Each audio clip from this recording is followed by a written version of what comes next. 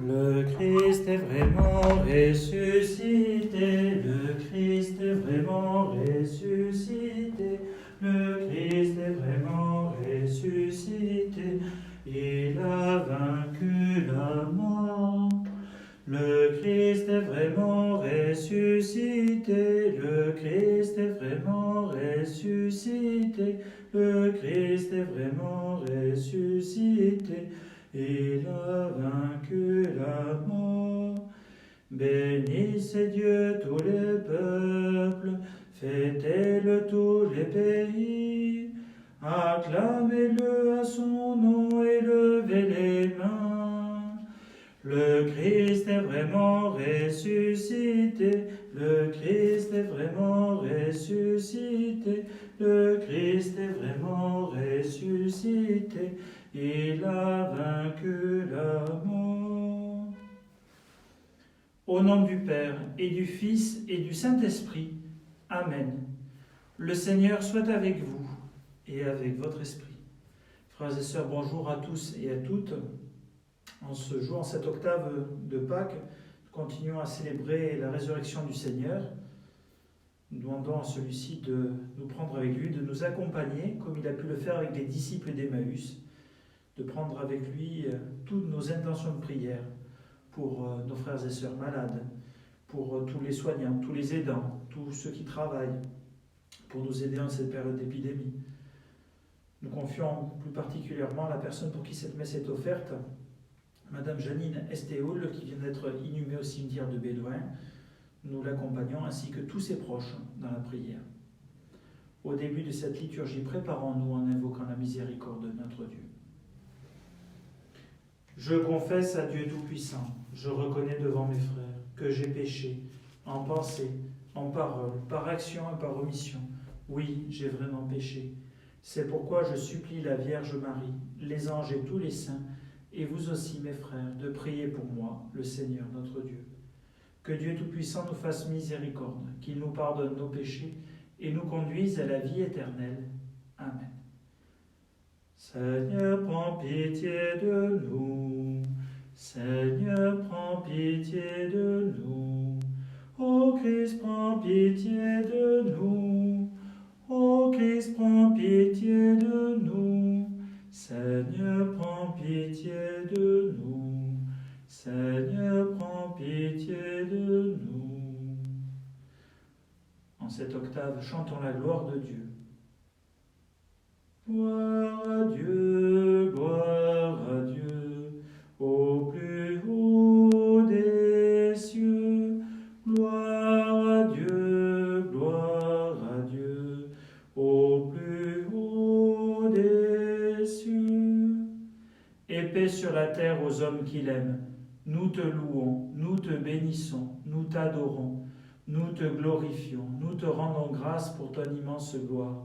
Seigneur Dieu, Roi du ciel, Dieu le Père Tout-Puissant, Seigneur, Fils unique Jésus-Christ, Seigneur Dieu, Agneau de Dieu, le Fils du Père, toi qui enlèves le péché du monde, prends pitié de nous. Toi qui enlèves le péché du monde, reçois notre prière. Toi qui es assis à la droite du Père, prends pitié de nous. Car toi seul est saint, toi seul est Seigneur, toi seul est le Très-Haut Jésus-Christ, avec le Saint-Esprit, dans la gloire de Dieu le Père. Amen. Gloire à Dieu, au plus haut des cieux. Prions le Seigneur. Dieu qui nous donne chaque année la joie de fêter la résurrection du Seigneur, ouvre-nous à travers ces fêtes d'ici-bas le chemin vers la joie éternelle, par Jésus le Christ, notre Seigneur et notre Dieu, qui règne avec toi, Père, dans l'unité du Saint-Esprit, maintenant et pour les siècles des siècles. Amen.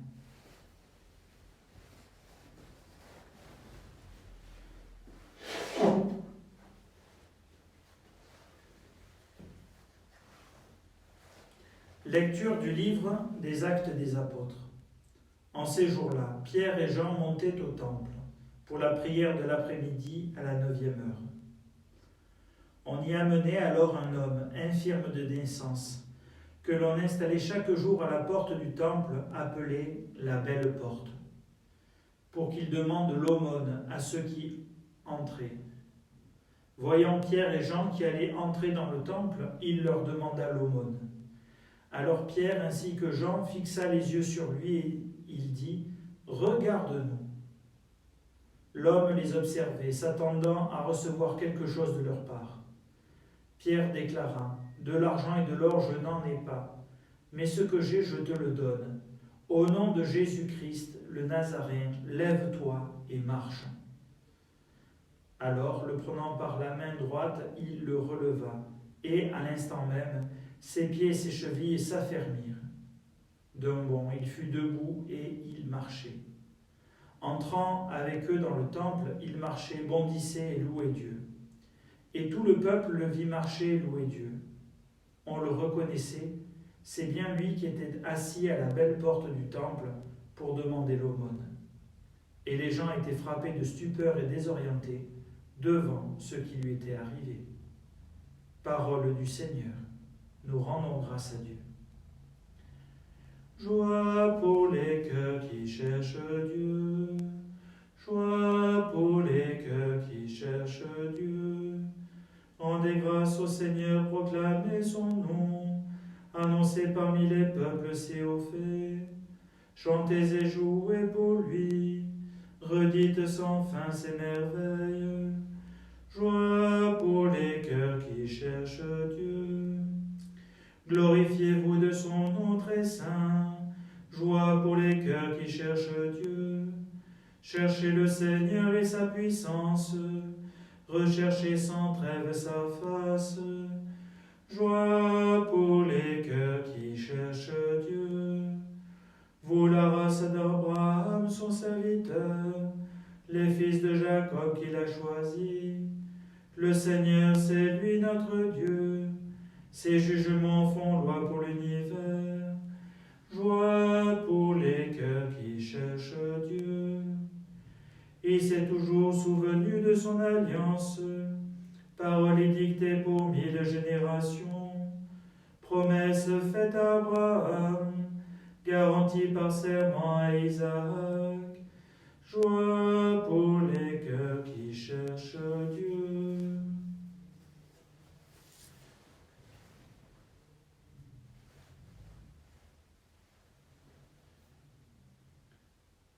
Alléluia, Alléluia, Alléluia, Alléluia, Alléluia, Alléluia, Alléluia, Alléluia, Alléluia. Voici le jour que fit le Seigneur, qu'il soit pour nous jour de fête et de joie. Alléluia, Alléluia, Alléluia. Alléluia, Alléluia, Alléluia, Alléluia, Alléluia, Alléluia.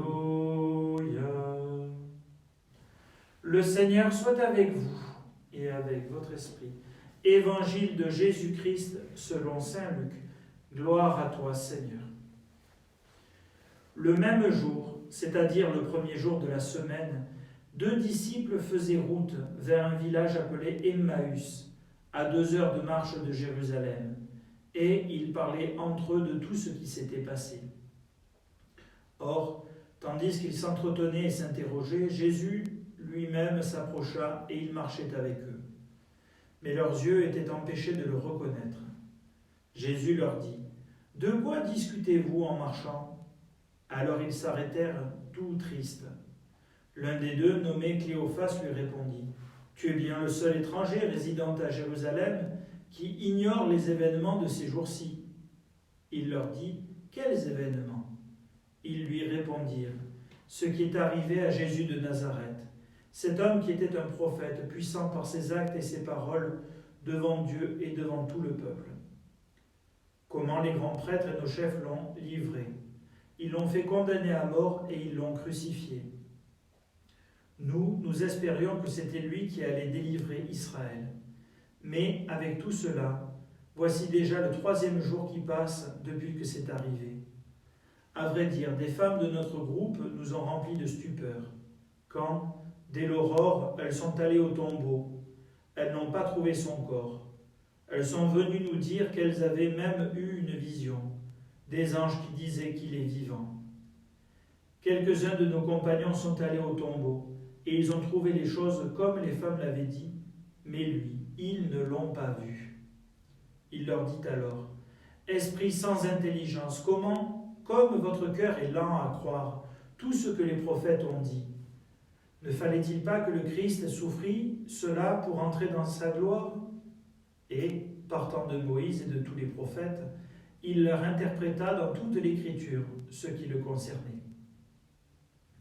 Quand ils approchèrent du village où ils se rendaient, Jésus fit semblant d'aller plus loin, mais ils s'efforcèrent de le retenir.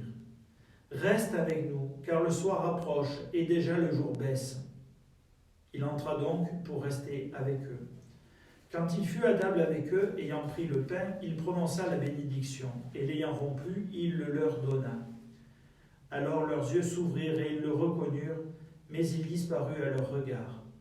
Ils se dirent l'un à l'autre, « Notre cœur n'était-il pas brûlant en nous, tandis qu'il nous parlait sur la route et nous ouvrait les Écritures ?» À l'instant même, ils se levèrent et retournèrent à Jérusalem. Ils y trouvèrent réunis les 11 apôtres et leurs compagnons qui leur dirent, « Le Seigneur est réellement ressuscité, il est apparu à Simon-Pierre. » À leur tour, ils racontaient ce qui s'était passé sur la route et comment le Seigneur s'était fait reconnaître par eux à la fraction du pain. Acclamons la parole de Dieu. Louange à toi, Seigneur Jésus.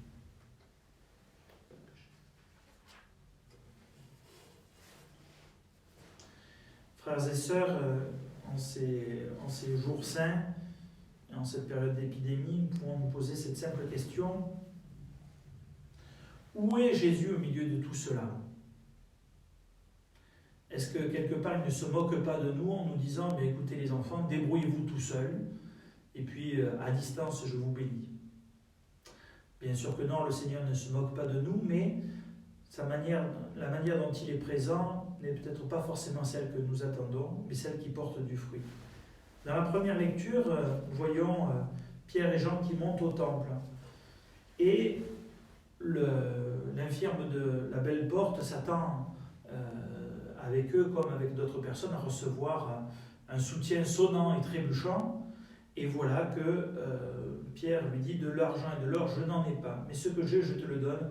Au nom de Jésus-Christ le Nazaréen, lève-toi et marche. » Pour se dire, mais quand même, le fait de dire une parole et d'invoquer juste le nom de Jésus, c'est pas suffisant. Et pourtant, nous voyons que cet homme qui était paralysé est restauré dans sa dignité, dans sa santé, et du coup qu'il loue le Seigneur. Qu'est-ce que c'est que ce nom de Jésus ? Alors, ce n'est pas la certitude qu'à chaque fois que nous glissons le prénom de Jésus quelque part, c'est un peu comme une espèce de formule magique qui fait que tout ce qui était impossible devient possible automatiquement. La pointe est dans le automatiquement, non. Mais le nom de Jésus, c'est déjà une forme de sa présence. Le Seigneur nous a donné son nom. Et quand on invoque le nom de Jésus, en fait, c'est Jésus lui-même à qui on s'adresse.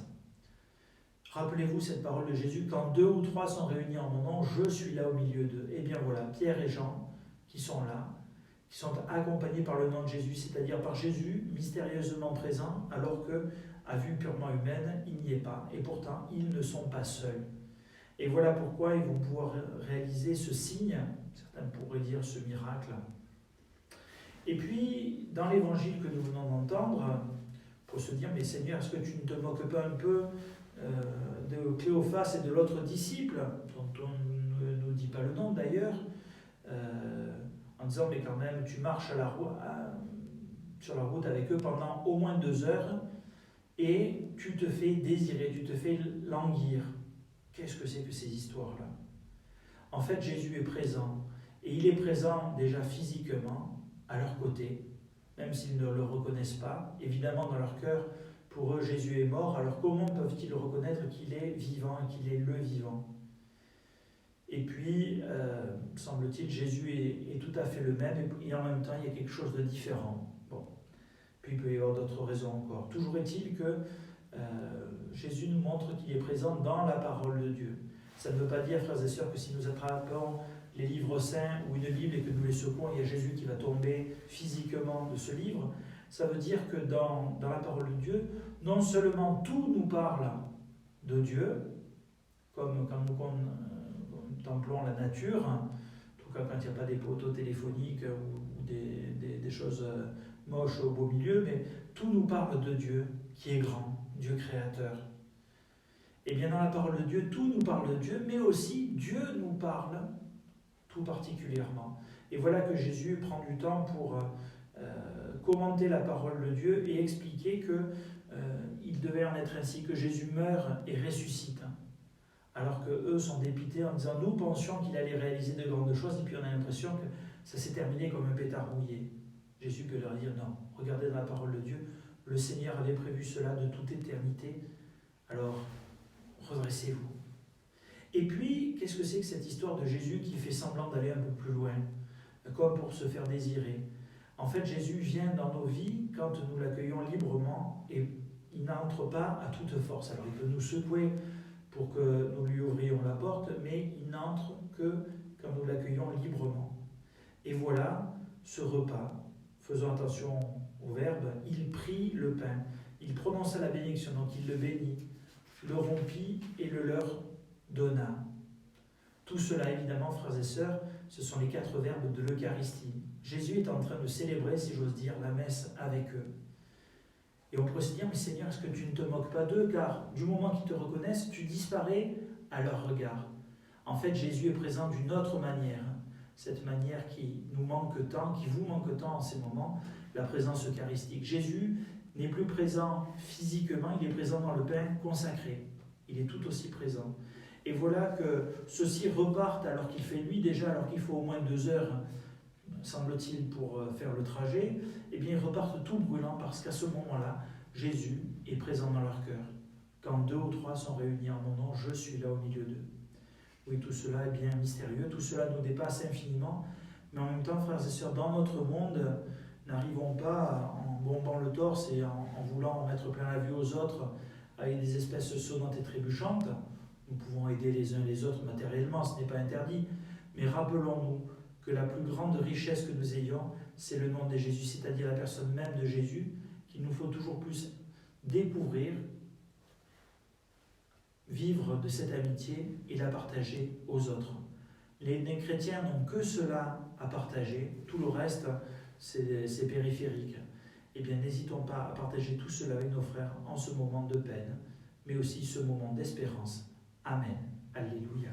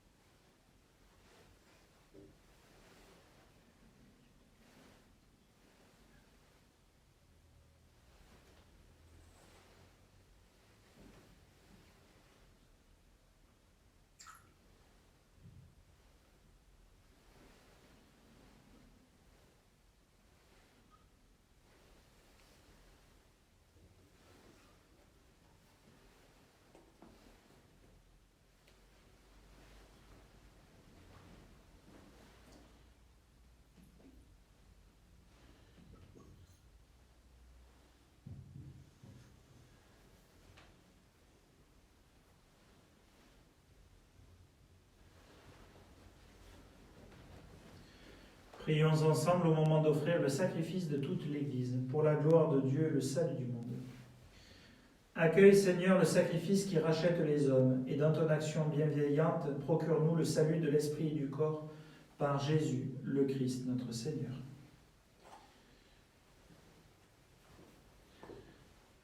Le Seigneur soit avec vous et avec votre esprit. Élevons notre cœur, nous le tournons vers le Seigneur. Rendons grâce au Seigneur notre Dieu, cela est juste et bon. Vraiment, il est juste et bon de te glorifier, Seigneur, en tout temps, mais plus encore aujourd'hui où le Christ, notre Pâque, a été immolé. Car il est l'agneau véritable qui a enlevé le péché du monde. En mourant, il a détruit notre mort. En ressuscitant, il nous a rendu la vie. C'est pourquoi le peuple des baptisés, rayonnant de la joie pascale, exulte par toute la terre, tandis que les anges dans le ciel chantent sans fin l'hymne de ta gloire. Saint, Saint, Saint, le Seigneur, Dieu de l'univers, le ciel et la terre sont remplis de ta gloire. Hosanna au plus haut des cieux. Béni soit celui qui vient au nom du Seigneur. Hosanna au plus haut des cieux. Tu es vraiment Saint Dieu de l'univers et toute la création proclame ta louange. Car c'est toi qui donnes la vie, c'est toi qui sanctifies toutes choses par ton Fils Jésus-Christ notre Seigneur, avec la puissance de l'Esprit Saint. Et tu ne cesses de rassembler ton peuple, afin qu'il te présente partout dans le monde une offrande pure. C'est pourquoi nous voici rassemblés devant toi et dans la communion de toute l'Église, nous célébrons le jour très saint où ressuscita selon la chair notre Seigneur Jésus-Christ. Par lui que tu as élevé à ta droite, Dieu Tout-Puissant, nous te supplions de consacrer toi-même les offrandes que nous apportons. Sanctifie-les par ton esprit pour qu'elles deviennent le corps et le sang de ton Fils Jésus-Christ notre Seigneur, qui nous a dit de célébrer ce mystère. La nuit même où il fut livré, il prit le pain. En te rendant grâce, il le bénit, il le rompit et le donna à ses disciples en disant : Prenez et mangez-en tous, ceci est mon corps livré pour vous.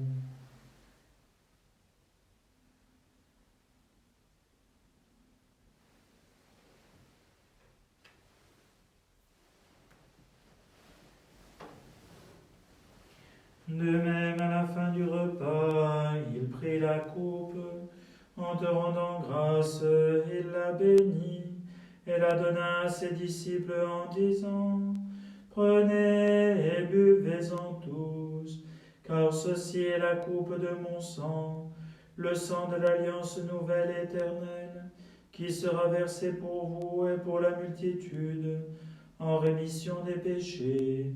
Vous ferez cela en mémoire de moi.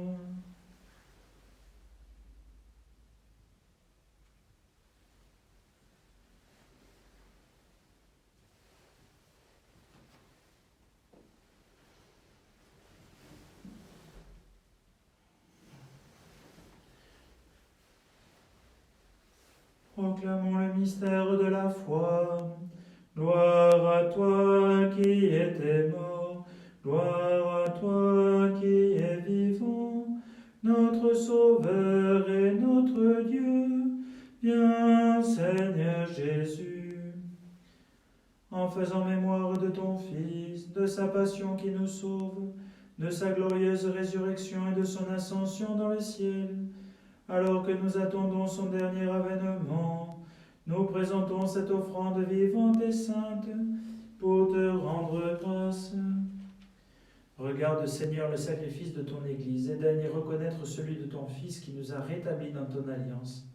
Quand nous serons nourris de son corps et de son sang et remplis de l'Esprit Saint, accorde-nous d'être un seul corps et un seul esprit dans le Christ.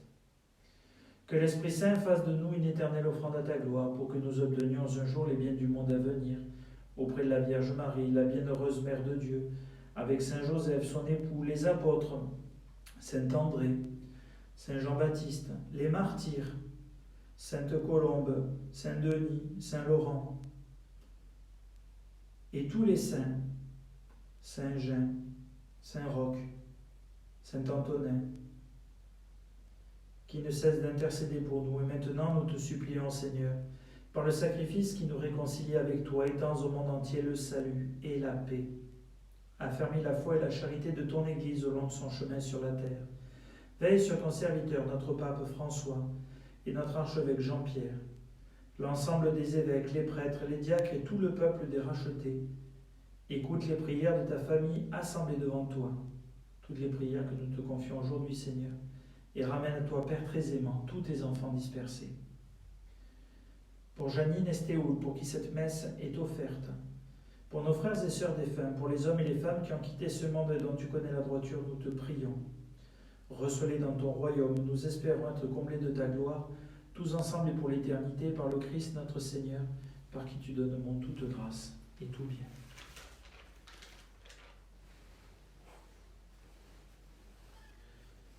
Par lui, avec lui et en lui.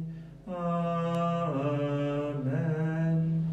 À toi, Dieu le Père Tout-Puissant, dans l'unité du Saint-Esprit. Amen. Tout honneur et toute gloire pour les siècles des siècles. Amen.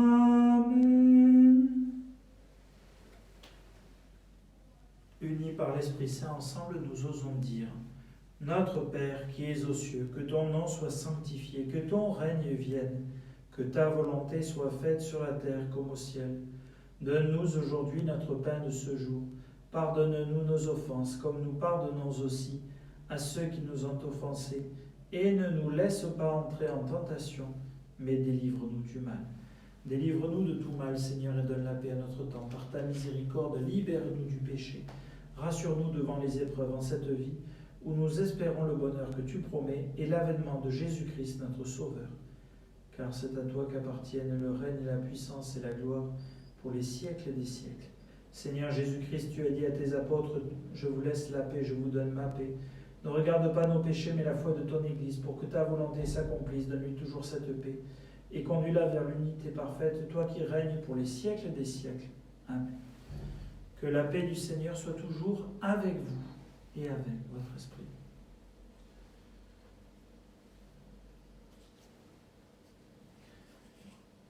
Agneau de Dieu qui enlève le péché du monde, prends pitié de nous. Agneau de Dieu qui enlève le péché du monde, prends pitié de nous. Agneau de Dieu qui enlève le péché du monde, donne-nous la paix.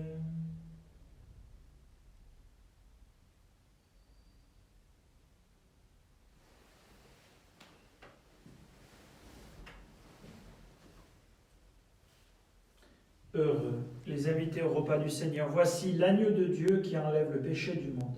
Seigneur, je ne suis pas digne de te recevoir, mais dis seulement une parole et je serai guéri.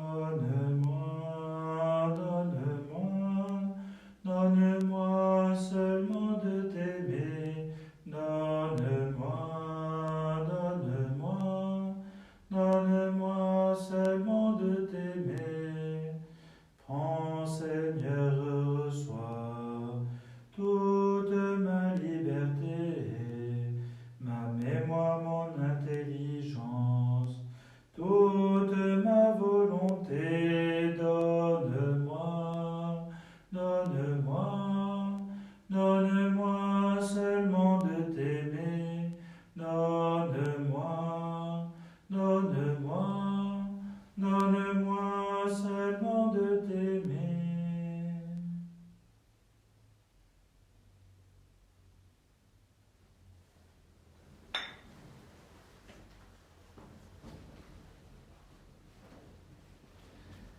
Prions tous ensemble le Seigneur. Nous te le demandons, Seigneur, que cette communion au mystère de ton Fils nous fasse entrer libres de tout vieillissement dans la nouvelle création, par Jésus le Christ, notre Seigneur et notre Dieu, qui règne avec toi, Père, dans l'unité du Saint-Esprit, maintenant et pour les siècles des siècles. Amen. Le Seigneur soit avec vous et avec votre esprit. Que Dieu Tout-Puissant vous bénisse et vous garde, le Père, le Fils et le Saint-Esprit. Amen. Allez dans la paix du Christ, alléluia, alléluia. Nous rendons grâce à Dieu, alléluia, alléluia. Et ensemble, confions-nous à la Vierge Marie. Notre-Dame des dons et de tout pouvoir, nous vous supplions d'écarter de notre monde le fléau de l'épidémie du Covid-19 et de veiller sur l'humanité, notre pays, notre diocèse, notre paroisse et nos familles. Souvenez-vous, ô très miséricordieuse Vierge Marie, qu'on n'a jamais entendu dire qu'aucun de ceux qui ont eu recours à votre protection, imploré votre assistance ou réclamé vos suffrages, ait été abandonné. Animés de cette confiance, ô Vierge des Vierges, ô notre Mère, nous venons vers vous, gémissant sous le poids de l'épidémie qui frappe notre monde. Nous nous prosternons à vos pieds. Ô Mère du Verbe incarné, ne méprisez pas nos prières, mais écoutez-les favorablement.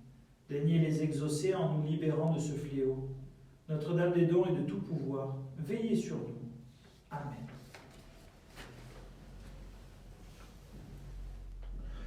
Je vous salue, Marie, comblée de grâce, le Seigneur est avec vous. Vous êtes bénie entre toutes les femmes, et Jésus, votre enfant, est béni. Sainte Marie, Mère de Dieu, priez pour nous, pauvres pécheurs, maintenant